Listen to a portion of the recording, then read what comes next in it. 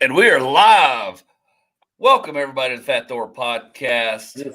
I'm your host, Andy Gunnin, with my other host, Rick Wayne. We got a special podcast for you tonight, folks. Thank you. This is the first live podcast on the Fat Thor podcast page. So please like it, share it, comment. We can read your comments. We'll answer your questions. We have an amazing guest with us tonight. Let me introduce to you a 20. Let me introduce to you a 25-plus year veteran in comedy. He's an ex-wrestler. He was also voted as Carnival Cruise Line's Entertainer of the Year or Century. I can't remember. Century. I'll take Century. Century. Yeah. Al Ernst, welcome. Welcome, Al. I appreciate you being here, brother. In honor of Fat Thor that I didn't get that info. I wish I could have been in this lockdown for 50 years. But anyway, listen, thanks for having me. We'll have some fun tonight, and I appreciate being here and figuring this thing out. Yeah, we're still man this thing out. So. Yeah, we are. We are still. We've come a long way in a few months, But yeah, we're still trying to figure it out. We're still figuring out, like we were talking about before the show. It's taking comedy into a whole new thing. Which, funny story about Al, just to let everybody know. When I started doing comedy, literally less than 2 years ago. Yep. I'd only been on stage a few times, and then Mark Evans, who taught me how to host, or basically gave me an education in my first joke writing and doing shows. And I'd only been on stage probably 3 or 4 times. And then I sat him down privately and said, I really want to learn how to host shows and start there and really cut my teeth there. And so he sat me down, and then he said, well, I've got shows. How about you come host some of my shows, and, I'll be there and I'll just throw you up there. And just so happens, Al was the first weekend that I hosted ever. So I hosted for him at a Moose Lodge in Griffin, and then on a Saturday night in Houston. Well, and listen, when you have been in the business full time like me for going 30 years, this Labor Day weekend will be my 30-year anniversary, and you're playing the Moose Lodge in Griffin, things have this career has been fabulous, unbelievable. I mean, well, I think that's the thing. When you start out in comedy, you hope to hit the milestone in a Moose Lodge within 30 years. I feel like if you haven't hit that peak, you should have been out a long time. Yeah, listen, Rick, buddy, it was something to aspire to. And when I had the chance, especially when it was in Griffin, which is actually the first place that when I was a pro wrestler, I ever got paid to wrestle at, was in Griffin, Georgia. So no way. Yeah. Hey, got a question real quick from Bridget Martin. She wants to know, what kind of popsicle is that? Oh, it's my dietary one. It's a strawberry. It's one of these strawberry like popsicles. It's not. I know this is breaking the Fat Thor rules because I really wanted to have like 1,000 calorie, mega ice cream one. It's all smoke mirrors. You didn't have to tell us that. As far as anybody else knows, that's straight out of the convenience store ice bin. So nobody. Exactly. That's good, Rick. You're already a good wrestling fan. You believe we're kayfabing here. That's right. We're faking them out. I like it. That's right. Hey, I forgot to plug our sponsor tonight. Mind Invader Comics also is sponsoring the Fat Thor podcast. Not me wearing a shirt, baby. And he's wearing the Cobzilla. So go check out Mind Invaders on Facebook and storefrontier.com/Mind Invader Comics to get your Cobzilla gear. And mindinvaders.com, the new website. Exactly. Man, Sorry, I had to get that out of the way. No, you guys are really big. You got sponsors. I mean, we have to pay the bills. This is a move. This is a movement for me. This is resume material right here. Well, we hope so, because you know what? You gave me my resume on my first show hosting, which was the worst hosting night of my entire life, which was awesome. But you taught me a lot, and I learned in 2 nights a ton, and then went and hosted from there on. And then you and I got to host. I got to host a show for you in Columbus, which I was like, all right, that's it. I get. It's like. When you get a shot at the homecoming queen, you don't do so well, you get a second shot, you're just going to really pull it together. well, and you did, by God. Well, see, and here's, for people that are comedy fans, here's the weird part about it. The United States is the only comedy, club kind of venue where the host is the beginner, is the quote unquote kind of the young up and comer. When I did a European tour in England and the Netherlands, places like that, I was the headliner, but that meant I was the host. It was my show. Right. And so I was the one up there most of the time. I did my longer set, but I brought, the rest of the people were quote unquote my guests. So that's when I said to you, is that the best hosts are the ones that can go out there. You're Jimmy Fallon, you're Jimmy Kimmel. Right. This is my show, and I got 2 great guest stars, or whoever coming out to do comedy. And now that's kind of how you got to run it. But we're the only place in the world where we put the guy who knows the least and go, you know what, run the show. You can just run it. And that, seriously, if that's not the stupidest thing I've ever heard in my life, you go out there, you can, I know you hosted the JCs, 2 years ago before the, the parade on Memorial Day, but, tonight you go out there and do it. Now, I actually had my best hosting night ever is I hosted Center Stage Theater in Atlanta in 1990, late 1990. I hosted a Jerry Seinfeld concert at Center Stage Theater. So. Oh, really? Yeah. And that was one of the coolest experiences I'd ever had. I had made the decision to go out full time to be a stand-up comedian.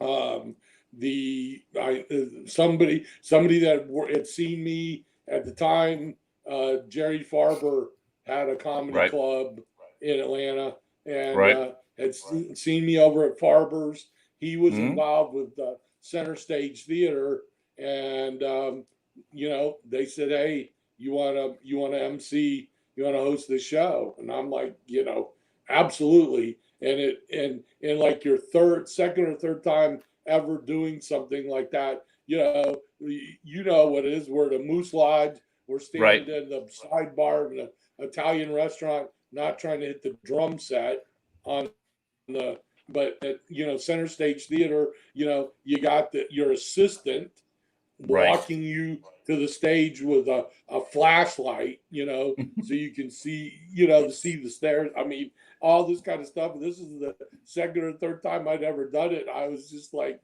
absolutely, I thought everything was like that from then on, which I was sadly, it took one, I think the next night I was, working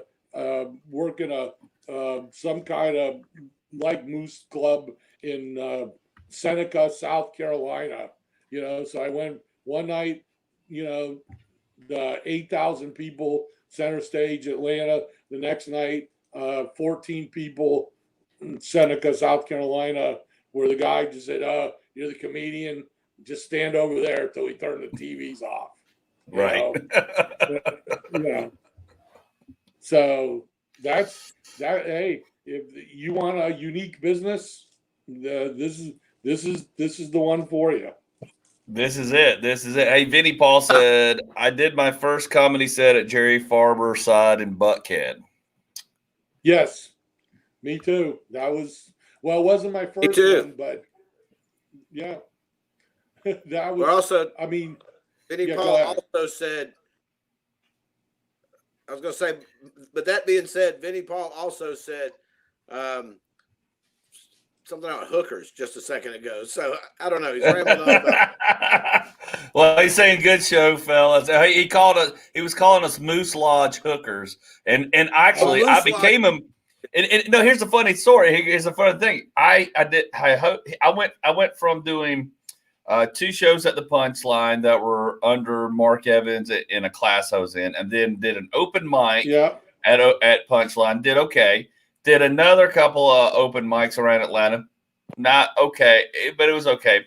Then Mark goes, okay, you're going to host, and the first time I'm going to put you up is at a Moose Lodge in Griffin for Al Ernst. And he goes, now don't get worried about Al. He's a 25-year veteran. I'm like, what? And he goes, he starts telling me all that. I go, stop telling me all this stuff. and Al grabbed it and he goes, dude, I know it's your first time hosting. I get it. Just go up there. Now, this is a smoky night. I mean, if you could flash back to the 80s, an 80s bar, smoky 80s bar, this is where we were. Yes, we were. And I get up there and I start doing my set, which got laughs every the 4 times I've been on stage, and got crickets. Yep. Crickets. And before I got up there, the only thing Mark and Al said, Al goes, if it doesn't work out, if you get at least one laugh, bail. Right. Yeah, and I did. I worked it. I kept at it. I got 1 to 2 laughs, and I went, am I? And here we go. Oh, yeah. Good night, folks. That's me. I like to bring on our next act. Yeah. I mean, and but that's what I'm saying. Being the host is the toughest position in the show. Because not only are you trying to do your stand-up, your act, but you got to do the announcements. You got to kind of you're kind of the sheepdog. You got to try to bring the crowd together. You got to try to focus them, and right. You've got multiple assignments of things that you have to do as a host. And what do? We throw it. We throw it to the guy that's got 5 shows under his belt. Yeah. I mean, to me, it is the weirdest thing that we do in the States as far as how we run shows. Exactly. And, it is. It's great, but you know what? It throws you and it forces you to become better real quick, because after that, I just kept plugging away, and then Mark sent me to Columbus. And then I started hosting, and then he goes, okay, I want you to be the permanent host for the Moose Lodge and Columbus. I went, whoa, what? I said, I failed at the Moose Lodge. He goes, you're going back. And I'll go, and that was the best thing ever, because then I got pissed off, and I was like, you know what? Right. You're right. I'm going to go back. And I went back, and then I became, yes, Vinnie, Paul, I became the Moose Lodge hooker, and I hosted there and got numerous laughs and figured that crowd out really fast. And then I just started writing stuff for that crowd because I knew what they were looking for. Right. And and I went from there to having standing ovation shows with Chris Dixon. That, I mean, they were like hugging me, and like I became like their best friend. And now all of a sudden I'm one of them, and they're like, you need to be a member. And I'm like, I don't want to be here any more than I have to. Well, and see that's the whole, Andy, that and anybody that's listening to this that's a stand-up, that's the weird part of what we do, is that we have to be approachable as people. I mean, there's no reason to be a jerk to anybody for, my mind, unless you're in the midst of a show and you're you got a heckler issue. But I'm talking outside of this. But the other half of it is you have to carry yourself not way up, but you got to carry yourself at least a notch above so that people will pay to see you. Because I can tell you, my next door neighbor thinks, I mean, he honestly does, thinks I'm the funniest comic he's ever seen. He's heard me on Sirius XM. He's heard, multiple things. I showed him a couple of the TV clips and the video stuff and everything else. But when I worked the local gig I'm in Sarasota, Florida, I worked McCurdy's Comedy Theater in Sarasota, Florida. He would no more drop $20 or $15, to come buy a ticket and see me because I'm his neighbor. It's this weird line that you have to draw right, kind of walk that line right across the middle. Or, I mean, listen, if you are that good, I mean, if you are just unbelievably talented, you can afford to be a jerk. But for the most part, for those of us that I kind of like what I am, I have for 30 years, I have never held a side job up until the pandemic stuff started. Right. I've never delivered pizzas. I've never done anything. I've made my entire living on being a stand-up comic. And I have learned how, people, even though you don't feel it, there's something that's just like you said, they feel like you're a little bit of a celebrity and you've got to play that. I mean, if you want to make a living, you got to play that game. Right. Yeah. And it's, and you, between Mark Evans and you guys were probably the best influencers and taking me and just kind of throwing me into the fire going, here you go. And by the way, it's not going to be the worst thing you ever do. If it actually was the best thing, because it's like, if you're not thrown to the fire, which is fun. Go ahead. Rick's back with us. We've lost Rick a couple of times. Good. We're having storms out here, so the internet connection, I don't know. It's just been really spotty, so I apologize. Right. But that's the best way I feel. Have to just get thrown to the wolves. You got to be, it's got to be baptized by fire and something like this. Because if you're coddled and you're just, hand holding the whole time, you're never going to learn. And you have to get out there and get your feet wet. Right. No, I agree with dive in. Totally. Yeah. But I also think this. I think that as you guys are now getting to be more of the middle to veteran comics, it isn't about you throw somebody to the fire, but when they get out of the fire, you got to tell them what they did, what they did right and what they did wrong.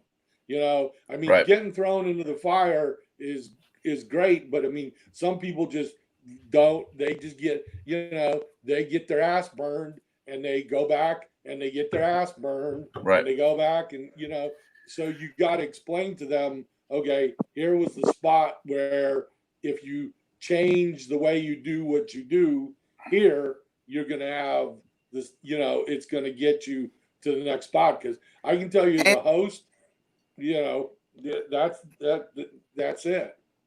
Right. Especially if they I was going to say, especially if somebody starts out, they do relatively well their first couple of times. I think that kind of gets in their head a little bit that, this isn't that hard. I can do this. And it's like, look, you had a good spot, but look, this is not the end all be all. There's going to be a lot. No, and you're right to that point. And Rick's right. You're right. And I think, I had done up to that point before I opened for Al that weekend, I had relatively 4 good shows, an open mic that was just an open mic, and I'm like, you're on cloud 9. You're like, this is great. This material works everywhere. And then you get thrown into a Moose Lodge in Griffin, Georgia. You're basically rewinding to 1985, and none of that shit hits. None of it works. Nope. It does not work, and it's all clean. But that's not what they want. They want something totally different. And then you realize and you're listening. And so then the next night, the Saturday night, so Friday, that happened with Thursday. Then Friday we were in Houston. And then all of a sudden, Al pulls me to the side. Now I'm meeting Jamie Ward. Jamie Ward's featuring. So it's not now it's me hosting. Jamie Ward's the feature, and Al pulls me up. It pulls up and goes, "Okay, can we talk about last night? Here's what you did wrong. You did do bad. You bailed. You got a couple laughs and and handed the torch off, and I took and ran with it. But here's what you need to do." And I was like, okay. And I was more motivated because it was like, I can't suck it. I cannot have another bad night. But you did that. You went, here's what you should have done. Here's what you need to do. Go take it, go on it, go do it. And I was just like, okay, got it. Yeah. And that's what's giving me now. Now, Rick, I apologize for not having background. How long have you been doing stand-up? 5 years. Okay. And what are you working primarily in working an area, or are you doing a lot of your self shows, or you working for agents, or? I mean, no, I don't have an agent yet, but I mean, over the pandemic, every show I've done has been out of state or out of town, not nothing local. And before the pandemic, I was doing local shows at my own room at the Strand Theater in Marietta.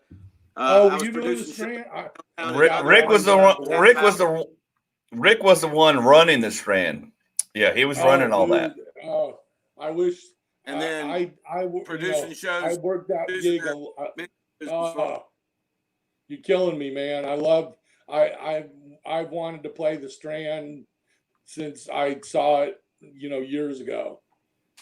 That is so cool. Well, I mean, don't worry. There's a possibility. I mean, right now, I just don't know. As of right now, I just know it's not looking. We're not doing anything until possibly January. But sure, other than that, that's all I know right now. Yeah, I know. It was just one of those places that I looked at as I was going through my career. And of course, I lived in Atlanta, so I had, pretty much the run of, I was working the, what I always called the cheap night guy at the punchline, but because, you're always the headliner up until they get the quote, important people in for the weekend. But I worked a ton for Carnival Cruise Lines, and I knew that I had a relatively decent following of people who had seen me on the ship that lived, well within that area. And I don't think I could have sold the place out, but I do think we could have, I do think on my name, and I could have put a crowd in there, Right. I could have put a decent crowd in there. So, but anyway, I'm really, I mean, you guys getting it. So right. No. I know you're, and it's like what we were talking about before we went on there, and you and I kind of got into a long 10-minute conversation about, it's funny how things have evolved. And by the way, Vinny Paul says Jamie Ward hosted for his first time at Jerry Farmer's. He also said, ask Rick Wayne. Rick Wayne can tell you how much I failed at the Strand. That's bullshit. Vinny's referring to, I put him on one of my big shows, and to be fair, Vinny had been out of the circulation for a little bit, and he had come back into town, and I automatically gave him a spot, and he'd just been rusty. He did not fail. He did fine. He's going to, of course, he's going to be his own worst enemy, but I love Vinny Paul. That's my L.A. Comedian from hell brother. I love that guy, man. That's who I stayed with in L.A. It's insane. Bridget Martin says she loves Mark Evans. Yes, we all love Mark Evans. Mark Evans is great. Well, let's not go over. We love that. No, let's not go crazy with that. Listen. I am the one who broke Mark Evans into the business. Right. So Oh no, he you know, loves you. Mark loves you. He told me that up I don't front. care. Please, oh please. I mean, give me a no. Ugh. No. I'm kidding. Listen, Mark, you think you sucked? You should have seen some of Mark Evans's early shows. I was there. They were brutal. Those were go hide in the corner shows. Oh You no, know, no, no. those.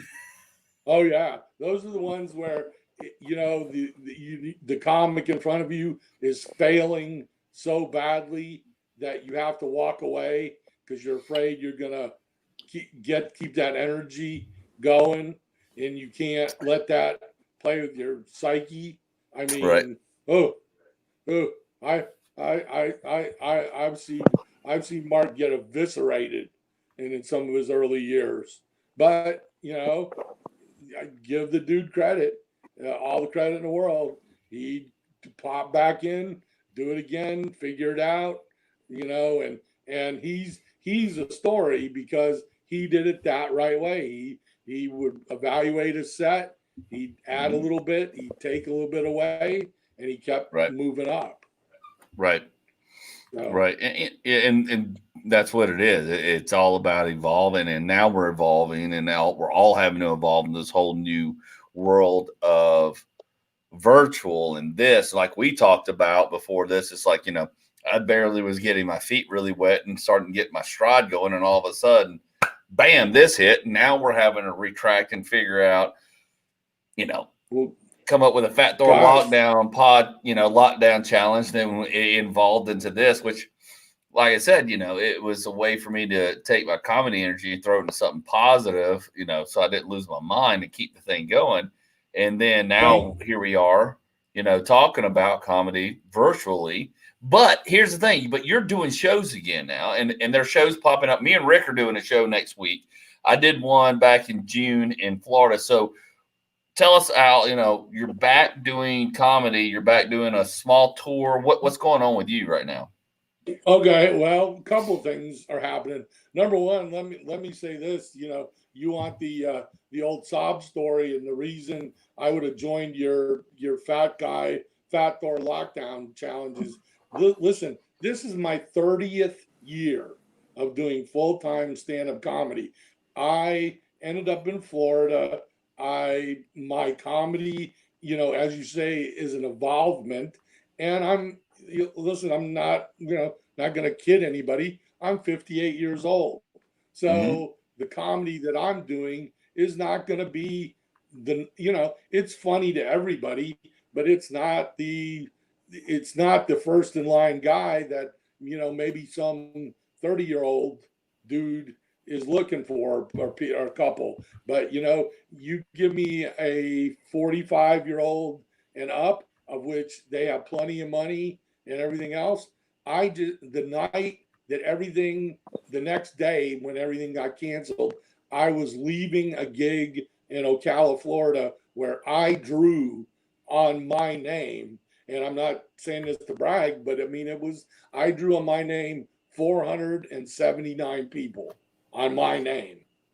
I mean, Wow. that's what they came to see. Paid. I mean, wasn't a freebie, wasn't a charity Right. show, nothing. Right. Me. And I was driving back to Sarasota thinking in the year, I mean, the phone's ringing, year's looking good, it's a good combination of stuff. And this happened, and I mean, it literally, disappeared. It just went away. And what you really have to figure out now is what I call unconventional comedy. And so Right. this last show that I just did was, believe it or not, wanted to give something back. I mean, in all sincerity, I really did. I'm a comedian. I'm not a doctor. I don't have, I could help deliver groceries, I guess, but my nickname as a kid was groceries, so I'd probably eat them before they got delivered. But I, you know, I ended up approaching one of our local hospitals, and I said, what if we do 10-minute, 12-minute mini shows for some of the workers in the hospital when they're on break or on their meal time. Right. Well, one of them, Great idea.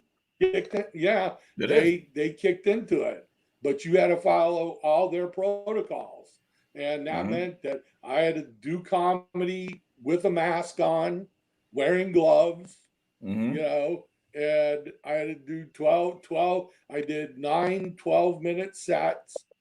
So my day wasn't our usual comedy day where you had the entire day off and you wandered into the comedy club at about 7:30 or wherever the venue was to do your thing. I ended up doing, you do one and you'd have a couple hours, do 2 in a row or whatever. And we called it the Laugh Vaccine Show. And it was myself and the club owner of McCurdy's Comedy Club here in Sarasota, Les McCurdy. And I bet Les. I know a blast. I would have called it the Laugh. I'm sorry. At the hospital. I said I would have called it the Last Laugh. Oh man, that's so good. but somebody would have called me on that. It's good, but so bad at the same time. It's good and bad at the same time. Yeah, it's that one that gives you that little quirk, that little. But it's the last laugh. That's what I've always you're freaking genius. Let me tell you, I've always said that hospitals should have bars in hospitals, because when you're at a hospital, you might receive some really bad news that you might need to go to the bar and kind of deal with. Yep. You might get some really good news that you got to deal with at the bar. But even if you get too drunk at the bar, guess what? You at the hospital, they can help you out.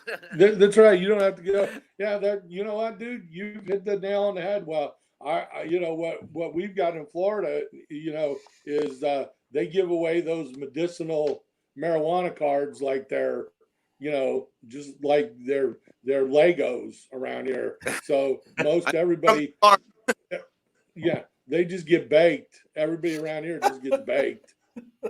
I'll tell you what, I just left California a few weeks ago, and I said Florida so badly wants to be California, but Florida's like California's stepbrother that's on meth. Yep, I agree. It is. I love Florida.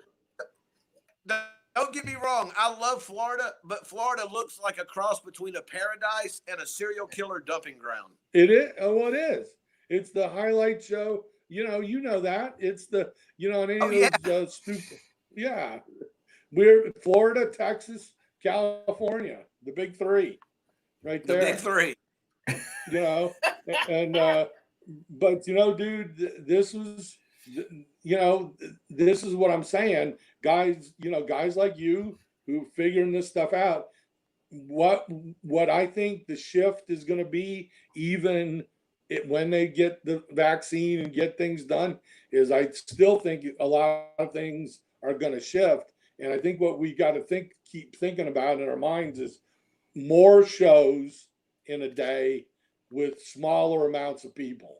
I don't think, I think you're still going to have some of the big one night deals, but I think for the most part, it's believe it or not, there's a couple of churches, Lutheran churches, I do, I believe, like I said, do them in unconventional places. I do comedy for, and they've hired me back, and I'm doing three shows.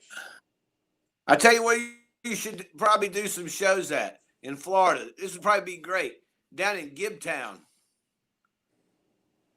Do you know about Gibtown? Gibtown? You know where Gibtown is in Florida? God, no. Tell me. And I've been here a while, so okay.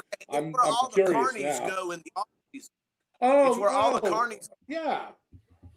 Gibsonton. You're talking about Gibson. Yeah. Yes. Yeah. Of course.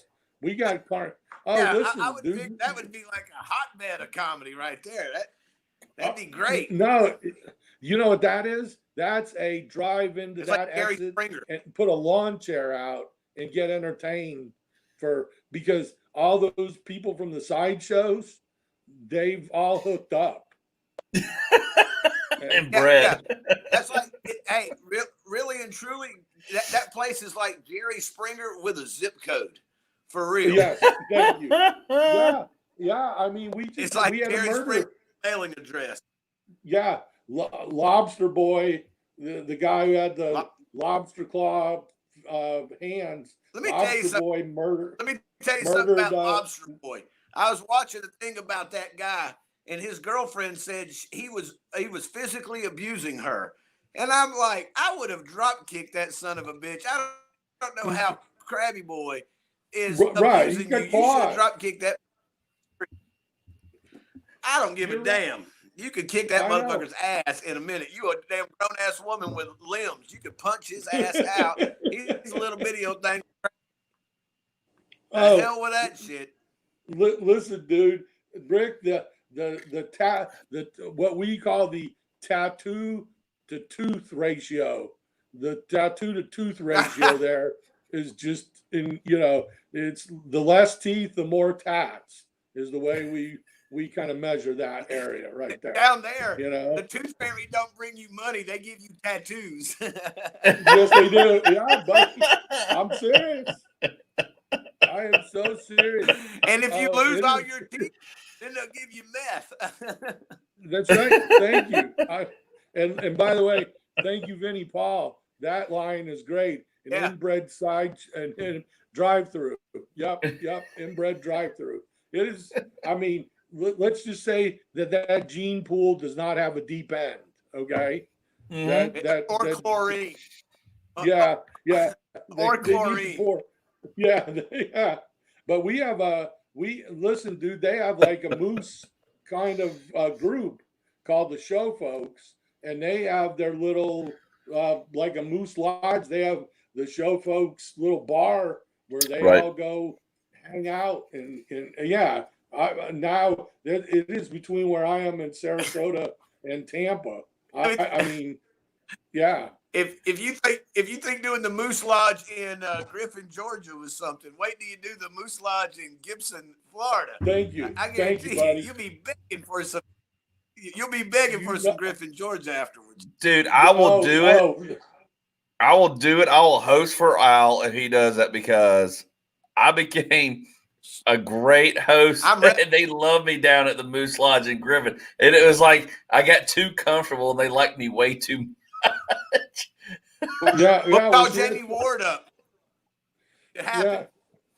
Well, you know why? It's because, like I said, you didn't walk that line. You got to walk that line. Now you're starting to become a celebrity. But when you slip from celebrity to just your friend, I mean, it's the same idea as, you've always got to stay. You've got to keep a little mystery.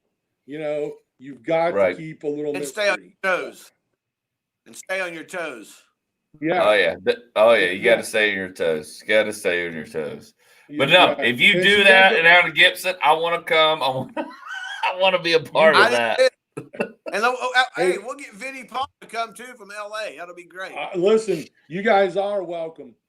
I would do a spectacular, and as I was going to tell you, here's the other one. I'm doing outdoor events in these gated communities where the people drive their little golf carts up. Right. And they just Andy Gunnin's very familiar with that.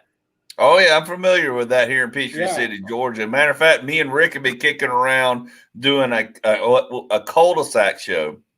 So that's what we're kicking around. Really? And when Andy is in Florida, is killing snakes and alligators. Yes, I did. Really? I killed an what was it? He was 8 foot. He was an 8-foot python. I did a show at Off the Hook Comedy. I went from doing a guest spot for Mike Marino.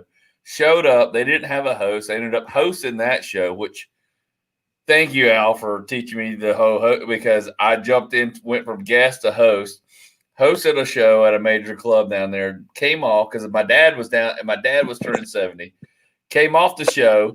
The next night, I'm killing an 8-foot python in my dad's neighborhood. See, now did Mark now did Mark give you that instruction too? As far No. I I will say this. I will say this. Andy didn't call me the next day and goes, "Oh man, I killed last night." And I was like, "Really? Good crowd." He goes, "No, snake." I killed a snake. I didn't kill the crowd. I killed a snake. Yeah. Well, the crowd was very unresponsive, but I killed that snake, man.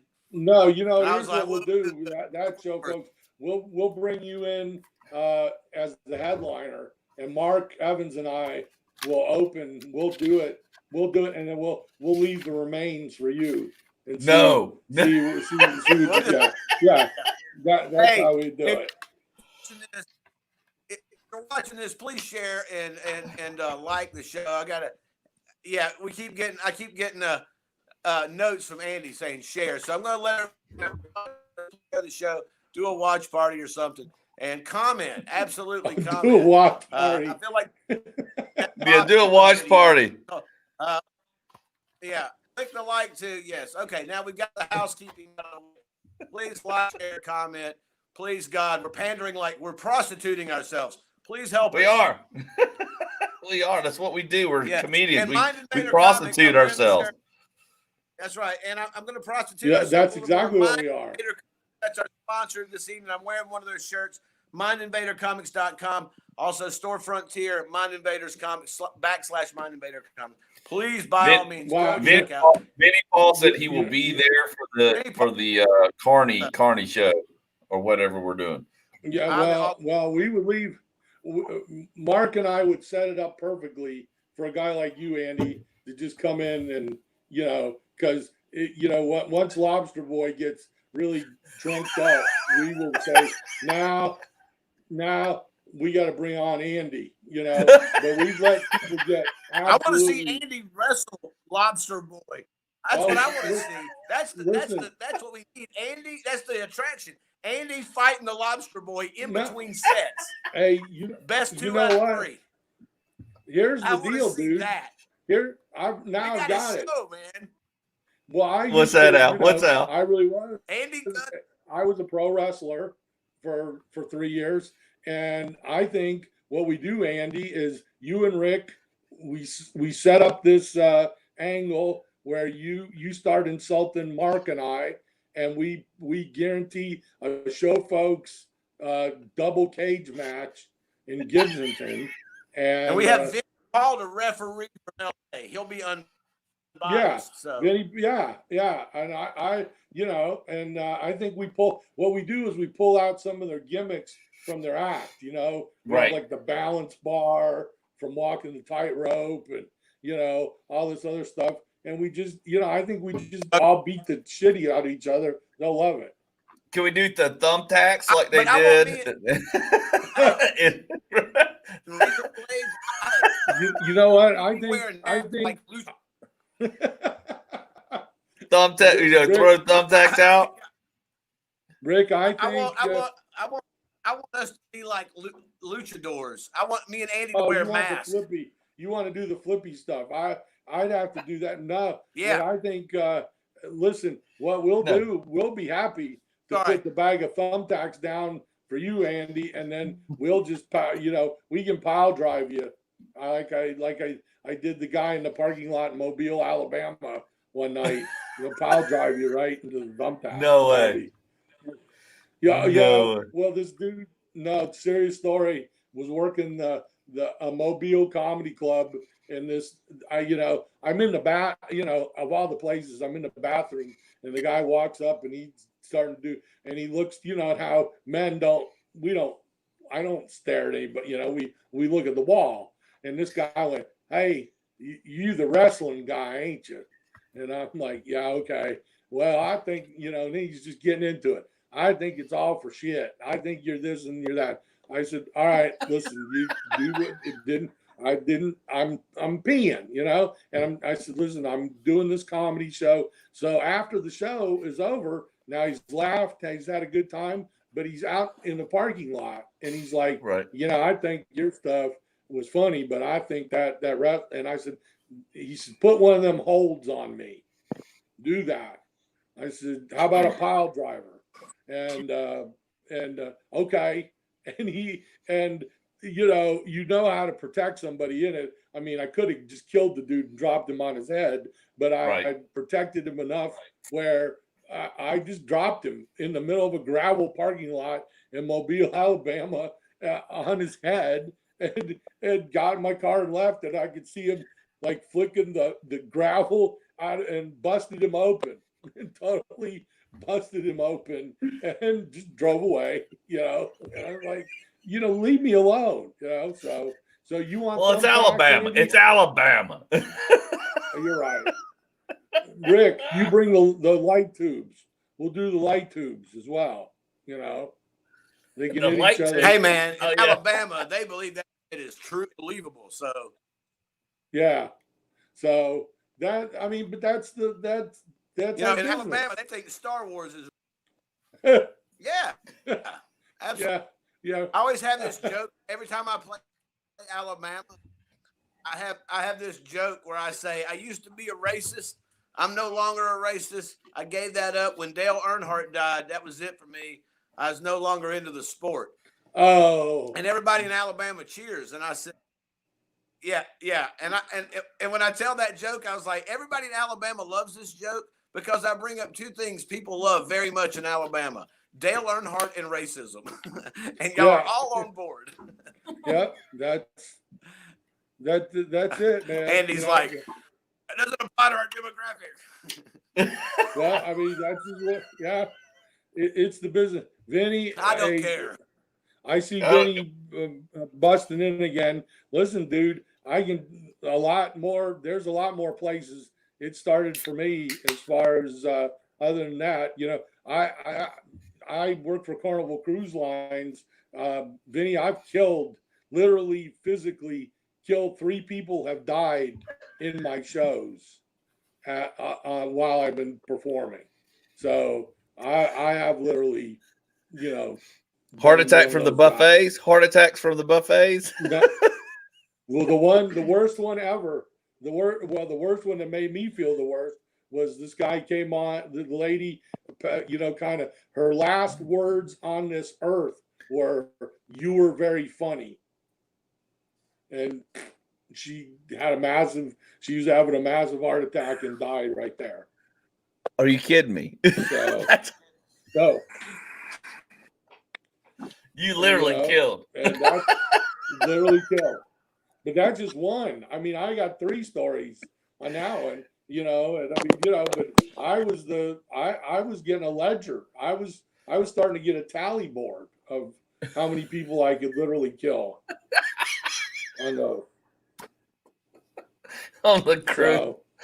See, that's the behind scenes stuff nobody hears about or nobody knows about on the cruises. I mean, of course, now they're getting killed by coronavirus and other things, but no, but you walk into the comedy club, damn it, on the Late Show, you could go any moment. You'd be done.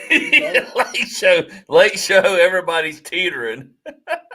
That's right. Hey, even the comics are teetering by that point. So, the comics are like, take me now, Jesus, take me now. You don't know how many times I was praying that prayer on some of those nights. Can't we get back to port any quicker? Are we not in U.S. waters yet? Come on, guys.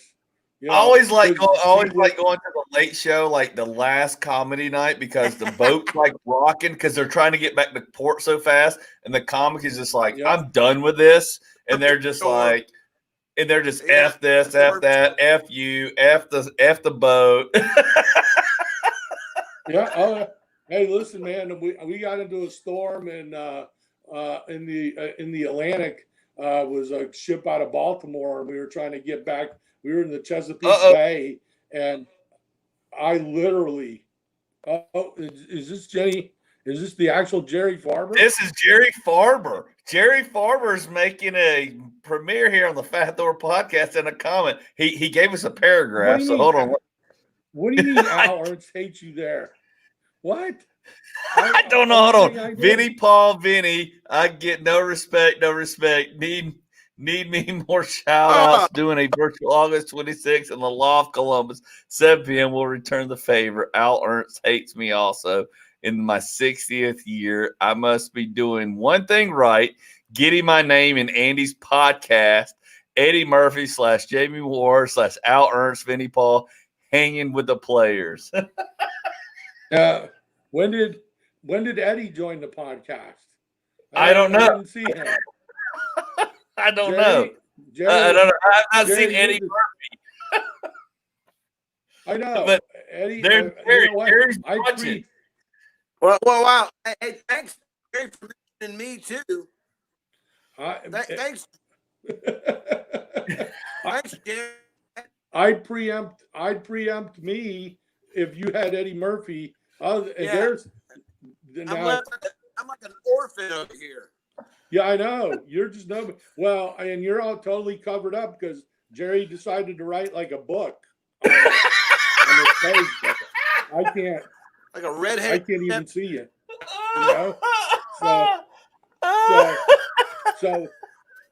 So Jerry knows the story. I'll give you a really good one here.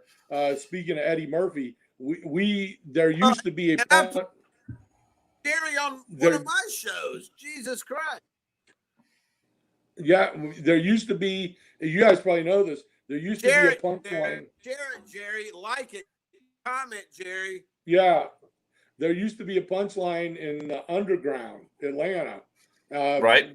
I remember that. That was right during the Olympics.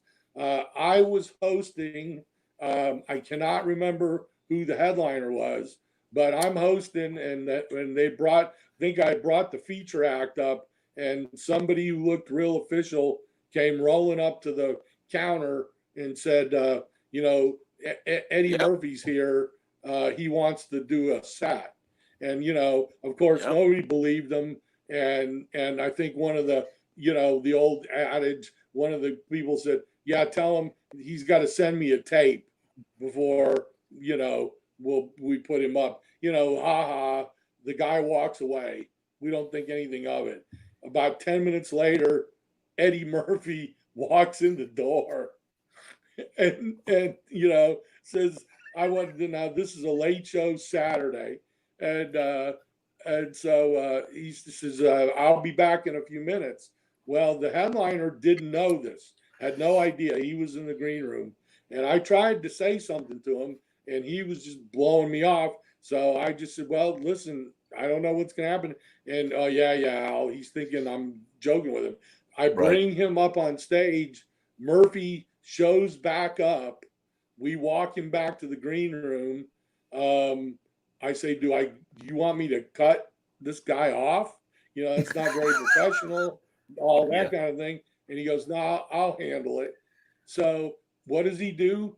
He goes out behind the back curtain and he just pops his head out where everybody in the audience can see him except the headliner and every time he pops his head out, the crowd goes berserk. They know who it is. They're going crazy. Well, this headliner think he's freaking killing. Crazy. Just going unbelievable. And he pops his head out and then he starts to realize they're laughing at my setups. They're not even laughing at my jokes. And then all of a sudden he turns around and, there's Eddie Murphy standing there. And so he, obviously he gives the mic to Eddie Murphy, and Eddie says, I'm going to do about 10, 15. Well, 45 minutes later, he starts to wrap up, and I'm thinking I'm going to just go out there and close the show. And the manager of the punchline comes and he says, yeah, you bring the headliner back up, let him close. I'm like, are you out of your mind? This poor guy is just going to eat, Eat gravel. No, He's going to eat gravel. Yeah, he's gonna eat gravel, and by God, he did. I mean, we had a full house, and we ended up with like 8 people at the end. Because everybody was running out to see where Eddie Murphy was going. Of course. So, that's hilarious. Yeah,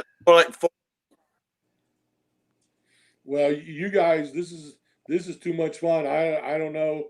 Do you have a? I mean, is this a set thing that you go live? I mean, this is how much I know about Facebook. So you go. Well, yeah, we go live. We We do it every Friday. We just kind of do it every Friday at 6:30. It's just kind of morphed into that. And if we can't do it because if we have a show, we'll pre-record it. You and then just go out there and go. I hope everybody had a good night. Good night, everybody. Tip your bartenders and waitresses. Right, but we don't have a set thing. We just go for an hour. We do it 6:30, 7:30 every Friday night live. And if we can't go live because of a guest or our schedule, then we pre-record it. Good stuff. We release it. But because Rick was out of town, so we had to do a pre-recorded, and he had a couple of shows last weekend in Alabama, and with some tweakers and some people doing some everybody's got a show in Alabama. Did they never close? I mean, I guess they never closed for the. They've been doing it for the last 5 months. They've been doing last. Yeah, they're not doing, and they're doing drag shows and everything else out there. Oh, is that the one in Anniston? Mm-hmm. I cannot believe Anniston, Alabama, is hosting a drag show at a. I mean, what are we doing? I mean, that just doesn't come together correctly. I kind of said the same thing. I don't know. Rick was there. Rick knows better. So tell us, Rick. Rick, did you work the gig, Rick? They don't. As a matter of fact, now they don't even know COVID. Jeez. Yeah, they have not even heard of COVID or Corona.